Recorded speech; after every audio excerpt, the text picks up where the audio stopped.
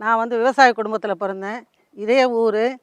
இங்கே படித்து முடிச்சுட்டு வேலைக்கு போய் இப்போ ஆசிரியராக பணி செஞ்சு 2010 ஓய்வு பெற்று 11லேருந்து இங்கே இருக்கேன். 2011லேருந்து ஒரு 2 ஆண்டுகள் வந்து சாதாரணமாக எல்லாரும் பண்ணுற ரசாயனத்தை பயன்படுத்தி தான் விவசாயம் பண்ணோம். அதுக்கப்புறம் வந்து இப்போ இயற்கை முறையில் விவசாயம் பண்ணணும், எல்லோரும் நல்ல சாப்பாடு சாப்பிட்ணும், நாங்கள் முதல்ல நல்ல சாப்பாடு சாப்பிட்ணும், 4 பேருக்கு நல்ல சாப்பாடு கொடுக்கணுன்ற ஒரு முயற்சியில் இயற்கை விவசாயம் பண்ணுறேன். அதில் வெற்றி அடைஞ்சிருக்கேன். இப்போ கொஞ்சம் பின்னடைவு தான். ஆனாலும் எங்கள் பிள்ளைங்க, சொந்தக்காரங்க, தெரிஞ்சவங்களுக்கு அரிசி கொடுக்குறேன். நாங்களும் நல்லா சாப்பிட்றோம். இதை சாப்பிட்றதுனால எங்களுக்கே நல்ல நன்மை தெரியுது. அதனால் என்னென்ன விளைவுகள், பயன்கள்னு தெரியுது. என்னால் எந்த வேலையும் செய்ய முடியாமல், குனிய முடியாமலாம் இருந்தேன். இப்போ வந்து நான் எல்லா வேலையும் பண்ணுறேன். களை கொத்துறேன், களை எடுக்கிறேன், கொஞ்சம் ஓரளவுக்கு செய்கிறேன். என்னால் எவ்வளோ வேலை செய்ய முடியுமோ அந்த வேலையெல்லாம் செய்கிறேன். வீட்லேயும் குனிஞ்சி கோலம் போடுறதுலேருந்து அத்தனை வேலையும் செய்கிறேன். சமையல் பண்ணுறது எல்லா வேலையும் பார்க்குறேன். அது வந்து இந்த சாப்பாடு சாப்பிட்றதுனாலன்னு தான் நான் நினைக்கிறேன். எங்களுக்கு வேண்டிய நெல், உளுந்து, எள், முடிஞ்ச வேர்க்கடலை கூட சமயத்தில் போடுவோம். இப்போ 2-3 வருஷமாக தொடர்ந்து தண்ணி அதிகமாக இருக்கிறதுனால போடலை. அதுக்கேற்ற மாதிரி பருவ காலமும் ஒத்து வரல. மழை பெஞ்சிட்டே இருக்கிறதுனால கார்த்திகை மாதம் மல்லாட்டை போட முடியல. அதனால் பெரும்பாலும் கொஞ்சம் மிளகா, இந்த வருஷம் கொஞ்சம் சரியில்லை மிளகா. மற்றபடி மிளகா எல்லாமே எங்களுக்கு வேண்டிய அளவு கொஞ்சம் கொஞ்சம் எல்லாமே பயிர் பண்ணிக்கிறேன். எங்கள் நிலத்தை சுற்றி மரங்கள் நட்டிருக்கேன். எதுக்குன்னா சுற்றுச்சூழலை பாதுகாக்கணுன்றது. எனக்கு இந்த எண்ணம் எப்போ வந்ததுன்னா, நான் ரிட்டையர் ஆகிறதுக்கு ஒரு 2 வருஷம் முன்னாடி தான் அந்த எண்ணமே வந்தது. அது வரைக்கும் நம்ம ஊருக்கு போகணும், விவசாயம் பண்ணணுன்ற எண்ணம் வரல. ஏன்னா எனக்கு ஒரு 8 வருஷம் நான் இந்த ஊருக்கு வரல. என்னால் நடக்க முடியாது. பின்னாடி இது பிளேட்டு போட்டிருக்காங்க முதுகெலும்பில், அதனால் நடக்க முடியாது, பஸ் ஏற முடியாது. 8 வருஷம் வரல. அதுக்கப்புறம் தான் வந்தேன். வந்ததுலேருந்து இப்போ வந்து விவசாயம் பார்க்குறோம். இதனால் எனக்கு நிறைய நன்மைகள் தெரியுது. வீட்டில் இருக்கிற வரைக்கும் பார்த்திங்கன்னா எனக்கு வலி தெரியும், நடக்க முடியாது, ஒரு மாதிரி ஆகிடுவேன். ஆனால் இங்கே வந்து உட்காந்த உடனே பார்த்திங்கன்னா எங்கேருந்து எனக்கு அந்த எனர்ஜி வருது வந்துட்டு தெரியாது. அந்த வலியே தெரியாது எனக்கு.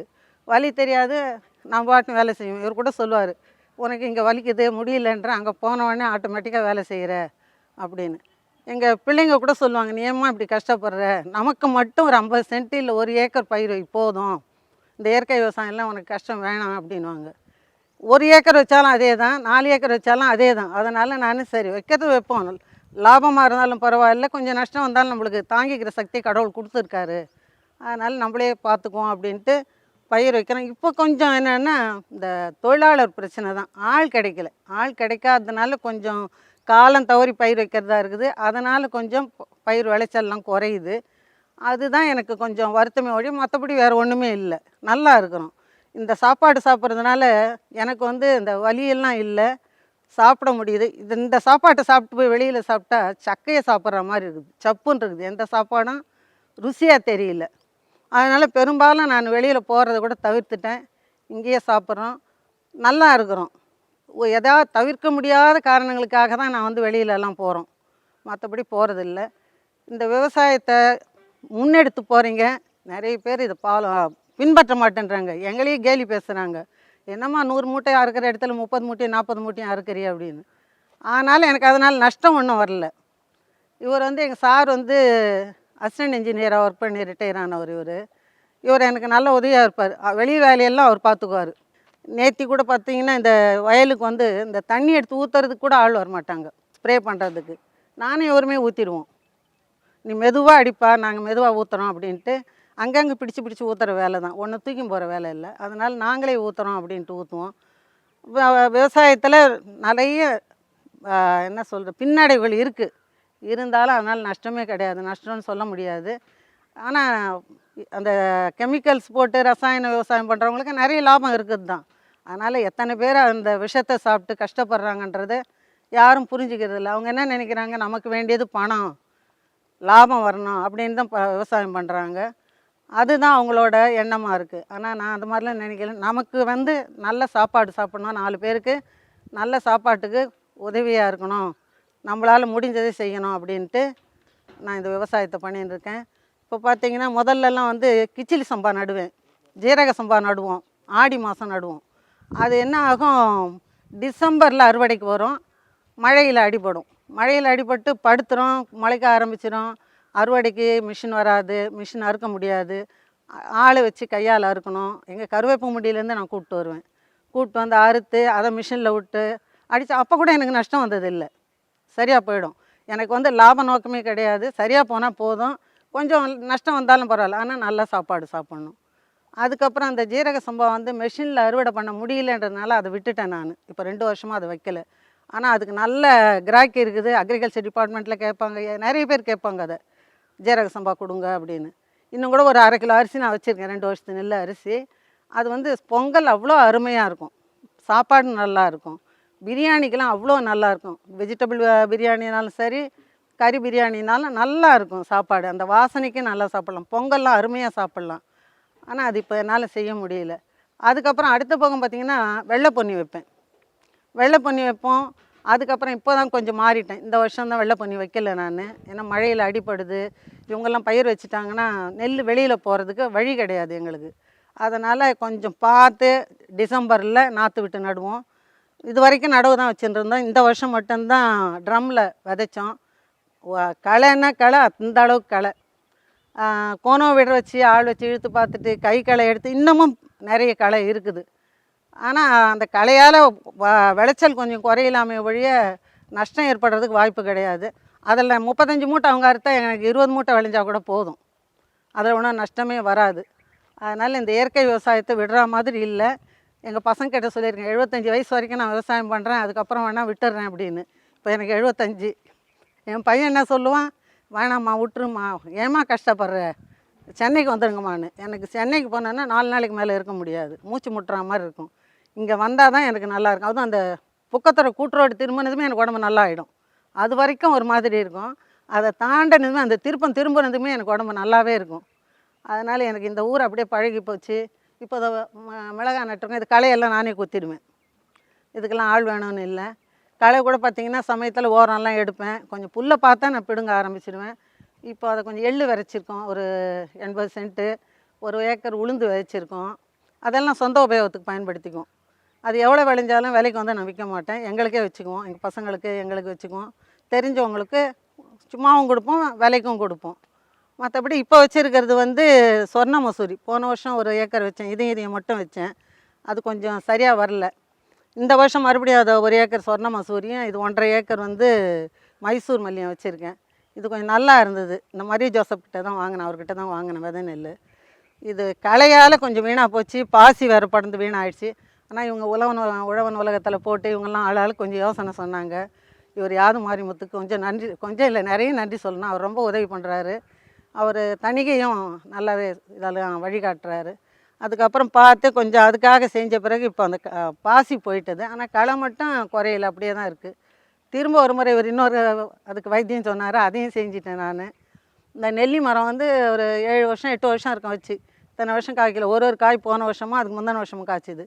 இந்த வருஷம் கொஞ்சம் காய்ச்சிருக்கு. அதுக்கு வந்து என்ன சொல்கிறாங்க, ஒரு மரமாக வச்சா காய்க்காது, பக்கத்தில் வேறு மரம் இருக்கணும் அப்படின்னு. இதே மரம் அது அங்கேயும் வச்சுருக்கேன் நான். ஆனால் அதில் காய் வரல, இதில் காய் இந்த வருஷம் வச்சுருக்கு. ஆனால் நல்லா இருக்குது. இது காய் வந்து வெள்ளையாக இல்லை, மஞ்சளாக நல்லா இருக்குது. இந்த பூச்செடிகள் வைக்கிறது, இந்த மாதிரி காராமணி, உளுந்து, அங்கே பார்த்திங்கன்னா ஒரு அவுத்தி மரம் இருக்கும், கொய்யா இருக்குது, கொருகாப்புளி தானாக முளைக்கிறது, கொருகாப்புளி இதெல்லாம் வந்து பறவைகள் கொண்டு வந்து போடுறது தான். அந்த பக்கம் பென்சில் மரம்னு ஒரு 7-8 மரம் வச்சுருக்கோம். தேக்கு மரங்கள் ஒரு 50-60 மரம் இருக்குது. இதனால் எங்களுக்கு வந்து பொழுது போகிறதுக்கும் வசதியாக இருக்குது. காலையில் எழுந்தால் வேலையை முடிச்சுட்டு, காலை ஆகாரத்தை முடிச்சுட்டு நிலத்துக்கு வந்துடுவோம். நிலத்துக்கு வந்தால் இங்கே எல்லா வேலையும் பார்த்துட்டு ஒரு 11 மணிக்கு போயிட்டு மறுபடியும் மத்தியானம் சமையல் பண்ணி சாப்பிட்டுட்டு முடிஞ்சால் சாயங்காலம் வருவேன், இல்லைன்னா வரமாட்டேன். இங்கே வேலை இருக்கும்போதெல்லாம் இங்கேயே கூட 2 மணி 1 மணி வரைக்கும் இருந்துட்டு அதுக்கப்புறம் நாங்கள் வீட்டுக்கு போவோம். என்ன ஒரே ஒரு குறை, மாடு வளர்க்க முடியல எங்களால். ஏன்னா இந்த வயசுக்கு அப்புறம் மாடு ஆடு இதெல்லாம் வளர்க்க முடியல. ஆனால் அந்த ஆசை இருக்குது. நான் சின்ன வயசில் எங்கள் வீட்டில் மாடு இருந்தது, ஆடு இருந்தது, எல்லாமே இருந்தது. இப்போ அதெல்லாம் எதுவும் இல்லை. ஆனால் மாடு வளர்க்கணுன்னு ஒரு ஆசை இருக்குது. ஆனால் எங்களை பார்த்துக்கிறதுக்கே ஒரு ஆள் வேணும் போல் இருக்குது. அந்த சூழ்நிலையில் மாடு வளர்க்க முடியல. எங்கள் பிள்ளைங்கள்லாம் சென்னையில் இருக்கிறதுனால எங்களுக்கு வயசாகிடுச்சு, நீங்கள் வந்துடுங்க, அங்கே தனியாக இருக்க வேண்டாம் அப்படின்ட்டு கூப்பிட்டுருக்காங்க. ஆனாலும் எனக்கு போகிறதுக்கு இஷ்டம் இல்லை. 75 வயசு வரைக்கும்னு சொன்னேன். என்னால் எவ்வளோ காலம் இங்கே வேலை செய்ய முடியுமோ இருக்க முடியுமோ இருக்கலாம் அப்படின்ற முடிவில் இருக்கேன் நான். அது மட்டும் இல்லை, அவர் கொஞ்சம் உடம்பு சரியில்லை. அது அவருக்காக வேண்டி அடிக்கடி சென்னைக்கு போகிறது, வைத்தியம் பார்க்க வேண்டி இருக்கிறதுனால கொஞ்சம் யோசிக்க வேண்டியதாக இருக்குது. அதனால் 3 மாதத்துக்கு ஒரு இன்ஜெக்ஷன் அவர் போடணும். அதுக்கு மட்டும் அவரை அனுப்பி விட்டுடுவேன். இல்லை நான் முடிஞ்சால் நானும் கூட போவேன். இல்லை எங்கள் பையன் வருவான். ஒரு மாதத்துக்கு ஒரு தடவையோ 20 நாளுக்கு ஒரு தடவையோ வந்துட்டு பார்த்துட்டு எங்களுக்கு எதாவது வேணுன்றதை செஞ்சுட்டு போவார். இப்போ கொஞ்ச நாளாக வரல. அவங்க பசங்க படிக்கிறதுனால காலேஜ் போகிறாங்க, ஸ்கூல் போகிறாங்க, கூட்டு போய் விட வேண்டியதாக இருக்குது அப்படின்னு. இப்போ பரவாயில்ல, எங்களால் அட்ஜஸ்ட் பண்ணிக்க முடியுது. இப்போ 2 மாதமா அவரும் நல்லா இருக்கார், நானும் நல்லாவே இருக்கிறேன். எந்த பிரச்சனையும் இல்லாமல் இருக்கிறோம். அதனால் பரவாயில்ல எங்களுக்கு. இப்போ பார்த்தீங்கன்னா வீட்டை சுற்றி முந்தியெல்லாம் பார்த்தீங்கன்னா நிறைய நாங்கள் தேடி போவோம். இப்போ இந்த கழனியை சுற்றியே பார்த்தீங்கன்னா முசுக்க, முடக்கத்தான், தூது வேலை, அந்த வெளியிலலாம் பார்த்தீங்கன்னா தூது வேலை நிறைய இருக்குது. அதெல்லாம் வந்து பயன்படுத்திக்கிறோம் நாங்கள். முடக்கத்தானில் வந்து தோசை செஞ்சு சாப்பிடுவோம். குழம்பு வைக்கிறத விட தோசை மாவில் அரிசியை போட்டு அதை அரைச்சிட்டோன்னா தோசையாக ஊற்றி சாப்பிட்டுக்குவோம். முருங்கைக்கீரை ஒரு நாள் விட்டு ஒரு நாள் கூட சூப் வச்சு குடிச்சிக்குவோம். இப்போ நல்லாவே இருக்கிறோம். அதுக்கெல்லாம் காரணம் என்னென்னா இந்த இயற்கையான வாழ்க்கைக்கு வந்தது தான். அதுதான் எனக்கு பெரிய சந்தோஷமே. இயற்கை சூழலில் இயற்கையான முறையில் எளிமையான வாழ்க்கையாக இருக்கிறது தான் எனக்கு ரொம்ப பிடிச்சும் இருக்குது. அது உடம்புக்கும் ஒத்து வருது. கையில் கிடைக்கிற விதையெல்லாம் போட்டு வைப்பேன். அந்த பீர்க்கம் விதை, அந்த பக்கம் பார்த்திங்கன்னா கொஞ்சம் அவரை விதை நட்டிருக்கேன். தென்னங்கன்றுங்க வச்சோம், அது கொஞ்சம் போயிடுச்சு. அந்த 2015 வந்த வெள்ளத்தில் 60 தென்னங்கன்று வச்சுருந்தோம். எல்லாம் வெள்ளத்தில் அடிச்சும் போயிடுச்சு. அதில் ஒன்றே ஒன்று நின்று தான் அங்கே எடுத்து போய் நட்டிருக்கோம். இந்த இங்கே ஒன்று இருந்தது, அந்த ஒன்று மட்டும் தங்கச்சி, இங்கே இருந்ததெல்லாம் போயிடுச்சு. இப்போ திருப்பி எங்கள் பிள்ளை வாங்கின்னு வந்து வச்சது தான் தென்னங்கன்று, மாங்கன்று எல்லாமே இருக்குது. அந்த மாங்கன்று பார்த்திங்கன்னா பூ எடுத்துருக்கு. இப்போ அது இந்த வருஷம் எடுத்துருக்கிறதுனால அதை காய்க்க விடக்கூடாது, கிள்ளிடணும் அப்படின்னாங்க. அது தானாகவே கொட்டிக்குது. போன வருஷம் நான் வந்து கொத்தவரங்காய், வெண்டைக்காய், கத்தரிலாம் நட்டிருந்தேன், நல்லா காய்ச்சிது. இந்த வருஷம் செடி கொஞ்சம் அந்த அளவுக்கு வரல. இனிமேல் தான் அதை கொஞ்சம் கவனிக்கணும். அதுக்கு வேண்டியதெல்லாம் செய்யணும். செஞ்சால் நல்லாவே காய்க்கும், நல்ல பலன் கொடுக்குதுங்க. ஆனால் நம்ம உழைப்பும் தேவை. அவங்கள நம்ம கவனித்தா அவங்க நம்மளை கவனிக்கிறாங்க, நம்ம அவங்கள கவனிக்கலைன்னா அவங்க நம்மளை கவனிக்கிறது இல்லை, பலன் கொடுக்கறது இல்லை. அதனால் இயற்கையான வாழ்க்கைக்கு வந்த பிறகு எனக்கு நல்லா இருக்குது, சந்தோஷமாக இருக்கிறேன், நிம்மதியாக இருக்கிறோம். அதுதான் முக்கியமானது. நிம்மதியும் திருப்தியும் இங்கே இருக்குது. நாங்கள் நெல்லாக விற்கிறது இல்லை. நெல்லுக்கு பதிலாக என்ன பண்ணுறோம், அதை அரிசியாக்கி எங்களுக்கு தேவைக்கு போக மீதி இருக்கிறத எங்கள் பிள்ளைங்க, அவங்களோட ஃப்ரெண்ட்ஸு, தெரிஞ்சவங்க, சொந்தக்காரங்க கொஞ்சம் பேர் ரெகுலராக வாங்குகிறாங்க. இதை அவங்க வந்து வெளியில் வந்து எதுவும் வாங்க மாட்டாங்க. அரிசியாகவே எங்ககிட்ட வாங்கிடுவாங்க. ஜீரக சம்பா மட்டும் பச்சரிசி ஆக்குவோம், மற்ற எல்லாமே புழுங்கல் அரிசி. இப்போ வச்சுருக்கிறது எல்லாமே அதே மாதிரி புழுங்கல் அரிசியாக தான் பயன்படுத்துகிறோம். நாங்கள் வந்து வெளியில் விற்கிறதில்ல. எல்லாமே சொந்தக்காரங்க, தெரிஞ்சவங்க, அந்த மாதிரி அவங்க வாங்கிக்கிறாங்க, விரும்பி வாங்கிக்கிறாங்க. அதுவும் அக்ரிகல்ச்சர் டிபார்ட்மெண்ட்லலாம் எங்கள் அரிசினா விரும்பி கேட்டு வாங்கிட்டு போவாங்க. இதை சாப்பிட்றது இல்லாமல் நாங்கள் வெளியில் சிறுதானியங்கள் வாங்குகிறோம். அது காஞ்சிபுரத்துலேருந்து வாங்குகிறோம். அந்த சிறுதானியங்களில் குதிரைவாலி, அதுக்கப்புறம் திணை, சாமை, வரகு இதெல்லாம் வாங்குகிறோம். அதெல்லாம் வந்து பொங்கலாக கஞ்சியாக வச்சு சாப்பிட்றோம். இப்போ வந்து குதிரைவாலிலாம் வந்து பொங்கல் பண்ணால் ரொம்ப நல்லா இருக்குது. கேழ்வரகு நாங்கள் எங்கள் நிலத்தில் விளையிறத மாவாக்கி கூழ், அதுக்கப்புறம் அடை, அந்த மாதிரிலாம் செஞ்சு சாப்பிட்டுருக்குறோம். நல்லா இருக்குது. வாரத்தில் 1 நாள் 2 நாள் சாப்பாடு பிடிக்கலைன்னா கேழ்வரகு கூழ் அந்த மாதிரி செஞ்சு சாப்பிட்றோம். இந்த சிறுதானியங்களை வந்து ராத்திரி காலையில் 2 வேளை, வாரத்தில் 2 நாள் 3 நாள் சாப்பிட்றோம். இது இல்லாமல் என்ன பண்ணுறோம், நாங்கள் மற்றவங்களுக்கும் அது பயன்படுற மாதிரி சொல்கிறோம். இதை செய்யுங்க, அதை செய்யுங்க அப்படின்னு சொல்லின்னு இருக்கோம். குதிரைவாலி மட்டும் இல்லை, கருப்பு கவுனி அரிசியில் வந்து சக்கரை பொங்கல் மாதிரி பண்ண நல்லா ஊற வச்சுட்டு நைட்டு ஊற வச்சு காலையில், இல்லை காலையில் ஊற வச்சு நைட்டு, அந்த மாதிரி செய்யும்போது பார்த்திங்கன்னா நல்லா தண்ணி நிறைய வச்சு குக்கரில் வச்சு வேக வச்சுட்டு சர்க்கரையோ வெல்லமோ சர்க்கரையோ போட்டு நெய் போட்டு முந்திரி பருப்பு போட்டால் நல்லா பசங்கள்லாம் சாப்பிட்லாம். அதை சாப்பிட்டாக்கா இன்னும் கேட்டால் பெண் குழந்தைங்களுக்கு ரொம்ப நல்லது. அது இந்த கர்ப்பப்பை வளர்ச்சிக்கு அதெல்லாம் வந்து ரொம்ப நல்லது. பெண் குழந்தைகளுக்கு கருப்பு கவுனி கொடுக்கலாம். இந்த மாதிரி இயற்கையில் விளையிற அரிசியெல்லாம் பயன்படுத்தினா அவங்களோட ஆரோக்கியம் நல்லா இருக்கும், நல்லதும் கூட. அதை நினச்சி பசங்க சாப்பிடணும், பசங்களை சாப்பிட வைக்கணும். தாய் தகப்பன் பெற்றோர் வந்து அதுக்கு முன்னுரிமை கொடுக்கணும். இதெல்லாம் சாப்பிட்டா நல்லதுன்னு சொல்லி வளர்க்கணும். இந்த கடையில் வாங்குறது அது இதெல்லாம் வாங்கி கொடுக்கறத விட இதெல்லாம் விதவிதமாக அவங்களுக்கு செஞ்சு கொடுத்தா நல்லா சாப்பிட்டு ஆரோக்கியமாக இருப்பாங்க. பிள்ளைங்களும் எதிர்காலத்தில் நல்லா இருப்பாங்க. விவசாயத்தினுடைய முக்கியத்துவத்தை பிள்ளைங்களுக்கும் சொல்லி கொடுக்கணும். விவசாயம் இல்லைன்னா யாருமே சாப்பிட முடியாது. அந்த வந்து யாரும் சொல்லி கொடுக்குறதில்ல. கடையில் வாங்கினா சாப்பிட்டுடலான்ற எண்ணத்துலேயே இருக்காங்க. விவசாயம் வந்து ஒரு பொருட்டாகவே தெரியல. எங்கள் வீட்டு பிள்ளைங்களுக்கு கூட தெரியல தான். அதனால் அதை நான் திரும்ப திரும்ப சொல்லுவேன், விவசாயம் முக்கியமானது. அவங்க விவசாயம் பண்ணலைன்னா பணத்தை வச்சு யாரும் சாப்பிட முடியாது. விவசாயம் பண்ணால் தான் நமக்கு வேண்டிய எல்லா பொருளும் கிடைக்கும். அதை புரிஞ்சுக்கணும். அதே மாதிரி உளுந்தில் கருப்பு உளுந்து வந்து உடம்புக்கு நல்லது, பிள்ளைங்களுக்கு கொடுக்கணும். அதுவும் பெண் பிள்ளைங்களுக்கு கொடுக்கணுன்றத முக்கியத்துவமாக வலியுறுத்தின்னு வரேன். ஆனால் யாரும் அதை செய்ய மாட்டேன்றாங்க, சாப்பிடவும் மாட்டேன்றாங்க. உளுந்து கூட பார்த்திங்கன்னா உடச்சிட்டு அந்த தோலெல்லாம் எடுத்துட்டு வெள்ளை உளுந்தாக தான் எல்லாருமே வாங்கி பயன்படுத்துகிறாங்க. வீட்டில் விளைஞ்சா கூட அதை வெள்ளை உளுந்தாக்கிடுறாங்க. ஆனால் அந்த கருப்பு உளுந்தை நாங்கள் பெரும்பாலும் இந்த இட்லி பொடிக்கலாம் அப்படியே கருப்பு உளுந்தை அரைக்கலாம். இன்னொன்று இட்லிக்கு கூட அந்த கருப்பு உளுந்து கழுவிய 1-2 தோல் இருந்தாலும் அரைச்சி இட்லிக்கு போடலாம். கருப்பு கவனி இட்லி அரிசியோட போட்டு கலந்து அரைச்சி தோசையாக சாப்பிட்லாம், இட்லியாக சாப்பிட்லாம். அது வந்து கருப்பு கவனி அவ்வளோ உடம்புக்கு நல்லது. அதுவும் இந்த காரைக்குடி பக்கம்லாம் பார்த்திங்கன்னா அதை விருந்துக்கு பயன்படுத்துவாங்க. கருப்பு கவனியை வந்து விருந்து சாப்பாட்டில் கருப்பு கவனி இல்லாத சாப்பாடே இருக்காது. அதை இனிப்பாக செஞ்சு அவங்க கொடுப்பாங்க. நிறைய நெய் போட்டு முந்திரி பருப்பெல்லாம் போட்டு கொடுப்பாங்க. ரொம்ப நல்லது. அந்த மாதிரியெல்லாம் வந்து நம்ம இனிமே அடுத்த தலைமுறைக்கு கொண்டு போகணும். இதெல்லாம் வந்து பாரம்பரிய நெல் ரகங்கள்லாம் நல்லது, இதை சாப்பிட்ணும் அப்படின்றத அடுத்த தலைமுறைக்கெல்லாம் கொண்டு போகணும். அவங்கெல்லாம் நல்லா இருக்கணுன்ற எண்ணத்தில் இது எல்லாத்தையும் இயற்கை விவசாயத்துக்கு மாறணும். இது எல்லாருக்கும் போய் சேரணும். எங்கள் ஊரை பற்றி இந்த விவசாயத்தை பற்றி எனக்கு தெரிஞ்சுக்கிறதுக்கு ஒரு ஆரம்பத்தில் இருந்த ஒரு இது வந்து எங்கள் பொண்ணு 3ஆம் கிளாஸ் படிக்கும்போது இங்கிலீஷில் ஒரு காம்போசிஷன் எழுதியிருந்தா. அப்போ இந்த ஊரை பற்றி, சுற்றி போகிற வாய்க்கால் பற்றி, நிலத்தை பற்றி, இந்த வாய்க்காலெல்லாம் தண்ணி ஓடுறது, மீன்லாம் நிறைய போகும். இப்போ மீனே காணும். மீன்லாம் நிறைய இந்த வாய்க்காலில் வரும். அந்த வாய்க்கால் தண்ணி கிணத்து வயலில் விடுற இடத்துல பள்ளங்களில் மீன் இருக்கும். அதை எழுதுனதை பார்த்து எனக்கு ஒரு ஆச்சரியம். நம்ம ஊரை பற்றி நம்மளுக்கே தெரியல, இவளுக்கு தெரிஞ்சிருக்கே அப்படின்னு. அதே மாதிரி எங்கள் பையனுக்கும் இதில் ரொம்ப ஆர்வம். இதை செய்யணும், அதை செய்யணும். இந்த கிணறு வந்து சாதாரண கொட்டையாக சின்னதாக இருந்தது எங்கள் அப்பா அம்மா காலத்தில். அதை இப்போ நாங்கள் வந்த பிறகு இதை பெருசுப்படுத்தி இதை ஆழப்படுத்தி பெரிய கிணறாக மாற்றிருக்கோம். எல்லா நிலத்துக்கும் தண்ணி பாயிற மாதிரி மாற்றிருக்கோம். எங்கள் பிள்ளைங்க இதுக்கு உறுதுணையாக இருந்திருக்காங்க. இப்போவும் பாண்டிச்சேரியில் பார்த்தீங்கன்னா எங்கள் ஸ்கூல் டீச்சர்ஸ்லாம் சொல்லுவாங்க, மிஸ் உங்கள் ஊருக்கு வரணும் மிஸ், உங்கள் ஊரை பார்க்கணும் அப்படின்னு பிள்ளைங்க சொல்லுவாங்க. நான் சொல்லுவேன் எங்கள் ஊர் அப்படி இருக்கும் வயல்லாம் அப்படின்னு சொன்னால், எங்கெல்லாம் ஒரு நாளைக்கு கூட்டு போங்க மிஸ் அப்படின்னு பிள்ளைங்க சொல்லுவாங்க. உங்கள் ஊரை பார்க்கணும் போல் இருக்குது. அதுவும் காஞ்சிபுரம் பக்கத்தில் உத்திரமேரூர், அது வந்து சோழர் காலத்தில் கல்வெட்டுகள்லாம் இருக்குதுன்னு சொல்கிறீங்க, அதனால் எங்களை ஒரு தடவை கூப்பிட்டு போங்க அப்படின்லாம் சொல்லுவாங்க. எனக்கும் சந்தோஷம் வரணுன்னு. ஆனால் என்கிட்ட படித்த பிள்ளைங்க ஒரு சிலர் வெளிநாட்டிலலாம் வேலை செய்கிறவங்க எப்போது வருவாங்க, என்னை பார்த்துட்டு போவாங்க. எனக்கு ரொம்ப சந்தோஷமாக இருக்கும். என்கிட்ட படித்த பிள்ளைங்க எல்லாருமே என்கிட்ட பெரிய பிள்ளைங்கள்லாம் என்னை அம்மான்னு சொல்லுவாங்க. அதனால் சின்ன எல்கேஜி யூகேஜி பசங்க கூட வந்து தொட்டு பேசுவாங்க. மிஸ் உங்களுக்கு மட்டும் முடி எப்படி இவ்வளோ நீளம் இருக்குது, தலையில் பேன் இருக்குது, அதுக்கு என்ன செய்ய, இதுக்கு என்ன செய்யணும், பிள்ளைங்க நல்லா என்கிட்ட பேசுவாங்க. நான் எடுக்கிறது 8th 9th 10th, ஆனால் எல்கேஜி யூகேஜி பிள்ளைங்க கூட வந்து என்கிட்ட பேசுவாங்க. அந்த அளவுக்கு எல்லாருக்கிட்டையும் நான் சகஜமாக இருப்பேன். எல்லாருக்கும் நல்லதை சொல்லுவேன். அதுவும் நான் வந்து எளிமையாக இருக்கணும்னு நினைப்பேன், இயற்கையான வாழ்க்கை வாழணும்னு சொல்லுவேன்.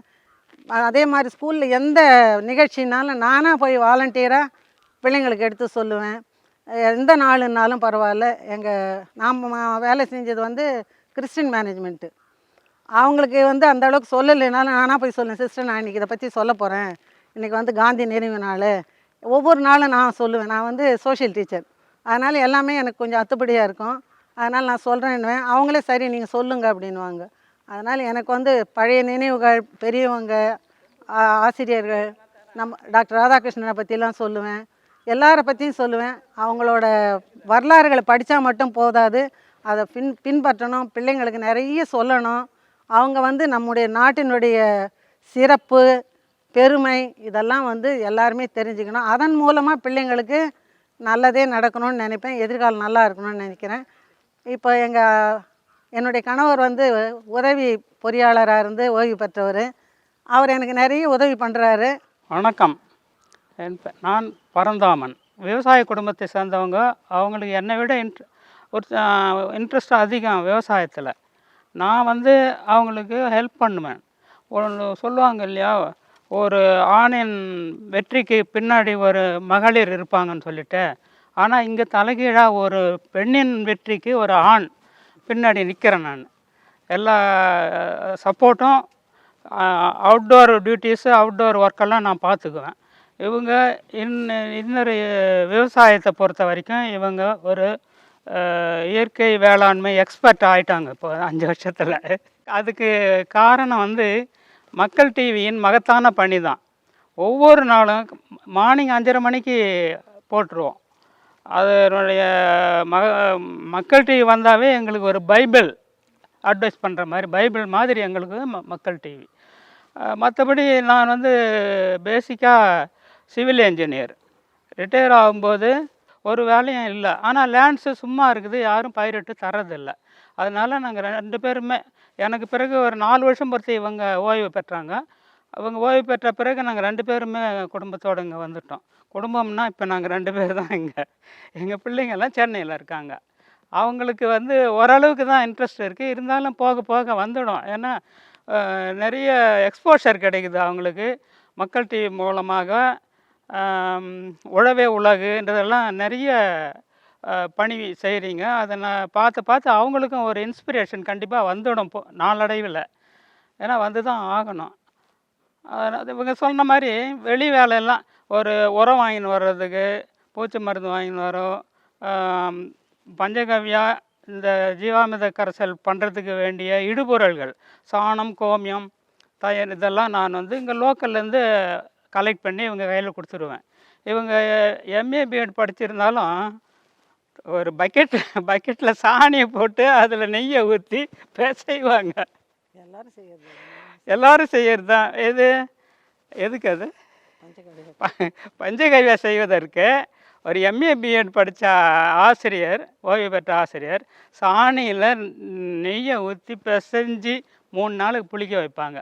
அதன் பிறகு மற்ற இன்க்ரீடியன்ட்ஸ் வந்து இதெல்லாம் வந்து மிக்ஸ் பண்ணி அந்த 7 டேஸு 8 டேஸ் வச்சுருந்து அதுக்கப்புறம் பயிருக்கு நாங்கள் இலை வழியாகவும் கொடுப்போம், நீர் வழியாகவும், தரை வழியாகவும் கொடுப்போம்.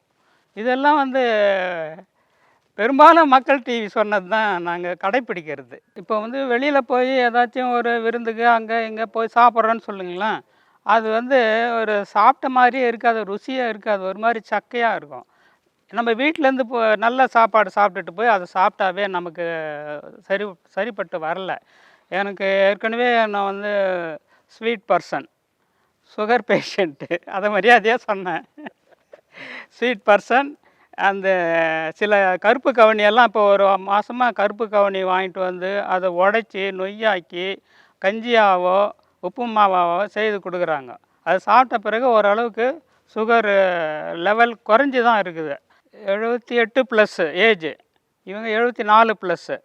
இவங்க இப்போ வந்து சுகரு அது நோய்க்கு தகுந்த மாதிரி உணவு எடுத்துக்கிறோம். ஆனால் இளம் வயசு உள்ள இளைஞர்கள் வந்து இப்போத்துலேருந்தே, குழந்தையிலேருந்தே அவங்களுக்கு அந்த இது போல் பாரம்பரிய அரிசியை கொடுத்து வளர்த்தாங்கன்னாக்கா இடையில் எந்த வியாதியும் வராது. எங்களை போல் கடைசி காலத்தில் நோயால் கஷ்டப்பட வேண்டியதாக அவசியம் இல்லை. அதனால் குழந்தைங்களுக்கு இதை வந்து குழந்தையிலேருந்தே அவங்களுக்கு ப்ராக்டிஸ் பண்ணி அவங்களுக்கு செய்து கொடுத்து பல விதமான டேஸ்ட்டில் செய்து கொடுத்தா அவங்களும் விரும்பி சாப்பிடுவாங்க. இது வந்து பாரம்பரிய விவசாயத்தில் இயற்கை வேளாண்மைன்னு சொல்கிறோம். அது வந்து நம்மாழ்வார் ஐயா அவருடைய வழிகாட்டுதல் பேரில் நிறைய இப்போ அதிகமாகிடுச்சு. இப்போ வர இளைஞர்களும் இயற்கை விவசாயத்தை செய்யறதுக்கு முன் வரணும். இல்லை, ஏற்கனவே விவசாயம் செய்கிறவங்களுக்கு உற்சாகப்படுத்தணும்னா எப்படின்னா, அவங்க உற்பத்தி பண்ணுற பொருளை வாங்கி சாப்பிட்டோம்னா அவங்களுக்கும் ஒரு திருப்தி இருக்கும், சாப்பிட்றவங்களுக்கும் ஒரு நோய் குணமாகவும் திருப்தியாக இருக்கும். அதனால் இயற்கை வேளாண்மைக்கு எல்லோரும் வரணும். இப்போ இருக்கிற இளைஞர்கள் அதை அவங்களும் வரணும், அவங்கள போல் இருக்கிற இளைஞர்களுக்கும் இயற்கை வேளாண்மைக்கு வரும்படி கேட்டுக்கொள்ள வேண்டும்.